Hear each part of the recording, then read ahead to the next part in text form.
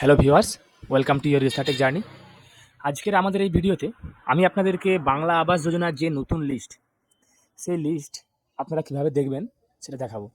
আমাদের আগের ভিডিওতে আমি আপনাদেরকে দেখিয়েছিলাম কিভাবে আপনারা যে ওয়েটিং লিস্ট আছে, অর্থাৎ যে অস্থায়ী লিস্টগুলো আছে, সেগুলো আপনারা কিভাবে দেখবেন। কিন্তু কিছু বাই ইলেকশনের কারণে, অর্থাৎ যে উপনির্বাচন যেসব জেলাগুলোতে ছিল, সেই জেলাগুলোতে কিন্তু লিস্ট তখনও ছাড়েনি।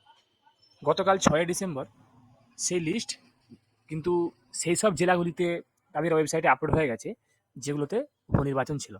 তো আমি আপনাদেরকে আজকে পশ্চিম মেদিনীপুরের যে লিস্ট কীভাবে আপনারা চেক করবেন, আপনাদের এলিজিবল লিস্ট, ইনএলিজিবল লিস্ট বা পার্মানেন্ট ওয়েটিং লিস্ট, ইনএলিজিবল, এগুলো আপনারা কীভাবে চেক করবেন সেটা দেখাবো।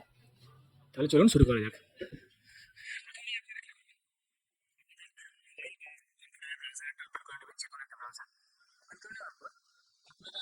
ডিরেক্টলি ওয়েবসাইটে অ্যাক্সেস করতে পারেন বা আপনারা ডাইরেক্ট গুগল সার্চ করে নেবেন, লিখবেন পশ্চিম মেদিনীপুর জিওভি লিখে ডাইরেক্ট গুগল সার্চ করে নেবেন। ব্যাস, এটা লিখে সার্চ করার পরই আপনারা দেখুন এখানে চলে আসবে। প্রথমেই দেখুন একটা ওয়েবসাইট চলে আসবে, পশ্চিম মেদিনীপুর.gov.in। এখানে ক্লিক করবেন। এটা হচ্ছে পশ্চিম মেদিনীপুর ডিস্ট্রিক্টের অফিসিয়াল ওয়েবসাইট।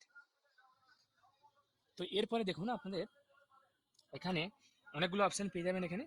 তো আপনারা সবার দেখুন এখানে শেষের দিকে নোটিসেস বলে একটা অপশান পেয়ে যাবেন। তো এখানে দেখুন একটা অপশান পেয়ে যাবেন, এর আন্ডারে অ্যানাউন্সমেন্টে আপনারা ক্লিক করবেন। ক্লিক করার পরে দেখুন কালকেই, অর্থাৎ 6 তারিখে, এটা সন্ধ্যার দিকে লিস্ট আপলোড হয়েছে, তাই আমরা কালকে ভিডিওটা করতে পারিনি। দেখুন 6/12/2024 provisional list of SRH 2024 Gramin Awas যোজনার নিরীক্ষণ 2024 তালিকা, এটা কিন্তু অস্থায়ী। তো এরপরে এখান থেকে লিস্ট যেগুলো যাবে সেগুলো স্থায়ী তালিকায় পরিণত হবে, বা যদি এর মধ্যে কিছু কমপ্লেন থাকে কারো, সেই কমপ্লেনের লিস্টটাও যে ওখান থেকে একবারে সবগুলো মিলিয়ে স্থায়ী তালিকা তৈরি হবে। তো আপনারা দেখুন এখানে নিচে আপনারা চলে আসুন। দেখুন এখানে দেখতে পাবেন প্রথমেই আছে এলিজিবল আন্ডার ডাটা সোর্স আবাস প্লাস স্যাংশন। ডাটা সোর্স আবাস প্লাস স্যাংশনের আন্ডারে যেগুলো যারা যারা যোগ্য তাদের লিস্ট এটা, যারা অযোগ্য তাদের লিস্ট এটা। ডাটা সোর্স গ্রিভেন্সের আন্ডারে যারা যোগ্য তাদের লিস্ট এটা, যারা ডাটা সোর্স গ্রিভেন্সের আন্ডারে অযোগ্য সেটা। ডাটা সোর্স কোর্ট কেসের আন্ডারে যারা যোগ্য এবং যারা অযোগ্য তাদের এই লিস্ট, এই দুটো।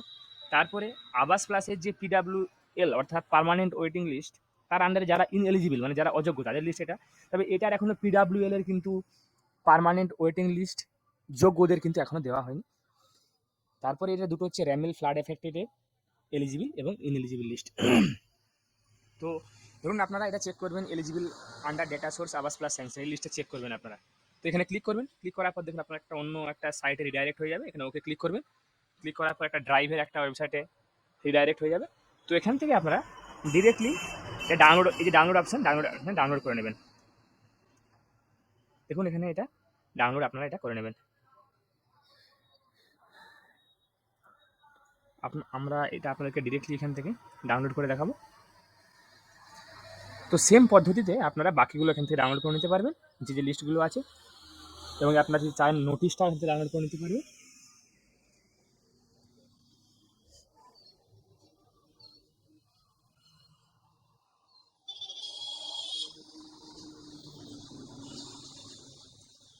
দেখুন আমাদের এখানে ডাউনলোড হয়ে গেছে,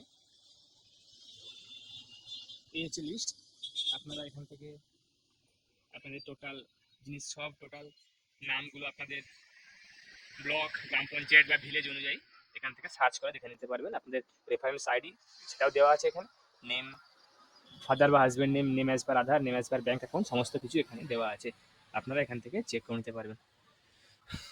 আশা করি আপনাদেরকে ভালো লেগেছে ভিডিওটা। আপনারা ভিডিওটা শেয়ার করুন, লাইক করুন, তার সঙ্গে সঙ্গে কমেন্ট করুন এবং আমাদের চ্যানেলটা সাবস্ক্রাইব করুন।